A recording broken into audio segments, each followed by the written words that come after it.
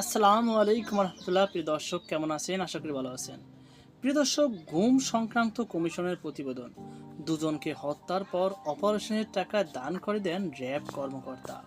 চলুন বিস্তারিত জেনে নিন। প্রিয় দর্শক, অন্তর্বর্তীকালীন সরকার কর্তৃক গঠিত গুম সংক্রান্ত কমিশনে জানিয়েছে, ক্ষমতাচ্যুত সরকারের আমলে সংগঠিত গুমের ঘটনাগুলোর পিছনে ব্যক্তিগত অসদাচরণের চেয়ে প্রাতিষ্ঠানিক সংস্কৃতির একটি পদ্ধতিগত সমস্যা কাজ করছে। কমিশনের কাছে এ পর্যন্ত গুম সংক্রান্ত ১,৮০০ অভিযোগ জমা পড়েছে।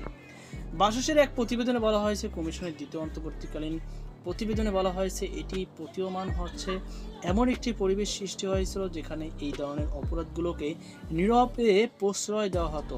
এসব ব্যক্তি এসব অপরাধ করতেন, তাদের প্রকৃত অর্থে অপরাধ হিসাবে গণ্য করা হতো না। প্রতিবেদন অনুযায়ী নিরাপত্তা বাহিনীর হাতে গুমের ঘটনায় তথ্য নথিভুক্ত করেছিল বিভিন্ন গোয়েন্দা সংস্থা। কমিশন এমন 7টি নথি পর্যালোচনা করেছে যেগুলোর ভিত্তিতে সংশ্লিষ্ট কর্মকর্তাদের বিরুদ্ধে গুমসহ গুরুতর অপরাধে জড়িত থাকার প্রাথমিক সাক্ষ্য প্রমাণ পাওয়া গেছে। এসব গুমের ধরন থেকে স্পষ্ট হয়েছে যে এগুলোর কোনো ব্যক্তির একক কর্মকাণ্ড ছিল না এবং বিভিন্ন ইউনিটের একাধিক সদস্য এতে জড়িত ছিল। একই সাথে গোয়েন্দা সংস্থাগুলো এসব ঘটনায় সম্পূর্ণ অজ্ঞাত ছিল এমনটা ভাবা প্রায় অসম্ভব।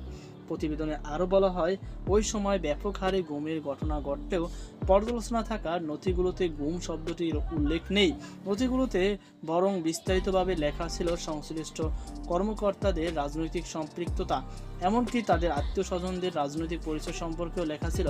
এসব নথিতে দুর্নীতি, শৃঙ্খলাভঙ্গ এবং অসদাচরণ অভিযোগের মতো বিষয়গুলো থাকলেও গুম বা বিচার বহির্ভূত কোনো বিষয় উল্লেখ নেই।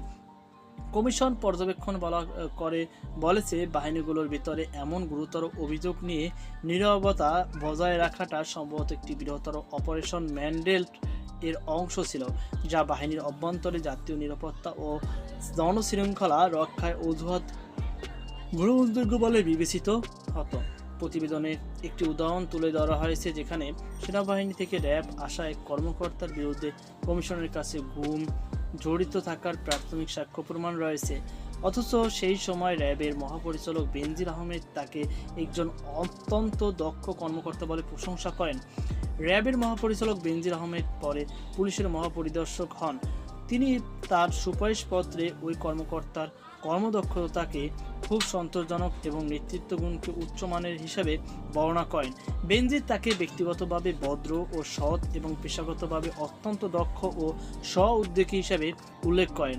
তৎকালীন র্যাব প্রধান লেখেন, চট্টগ্রামের বিভিন্ন স্থানে উগ্রপন্থী সন্ত্রাসবাদ, চোরাচালান ও মাদক চক্র দমন অভিযানে অংশ নিয়েছেন ওই কর্মকর্তা এবং তার সম্পর্কে কোনো নেতিবাচক তথ্য পাওয়া যায়নি।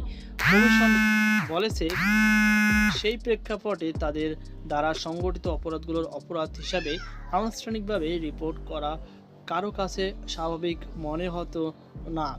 প্রাতিষ্ঠানিক অগ্রাধিকার ও প্রচলিত মানদণ্ডগুলো কি রেকর্ড হবে আর কি হবে না তা নির্ধারণ করে দেয়, এটাই তার প্রতিফলন।